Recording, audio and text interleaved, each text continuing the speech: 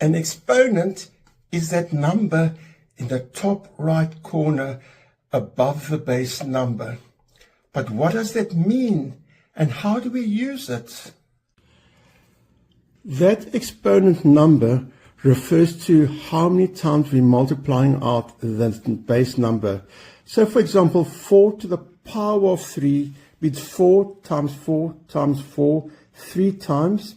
And if you multiply that out, it equals 64.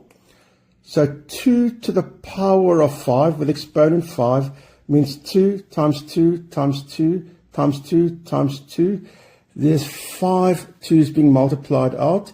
And if you multiply it out, you get 32. So given those first two questions, can you work out 3 to the power of 4? You can always press stop and try work it out. 3 to the power of 4 means 3 times 3 times 3 times 3, 4 times, which equals 81. And what's 2 to the power of 3? Can you work it out either in your head or on paper? You can press pause or stop while you work it out. 2 to the power of 3 is 2 times 2 times 2, 3 times, which equals 8.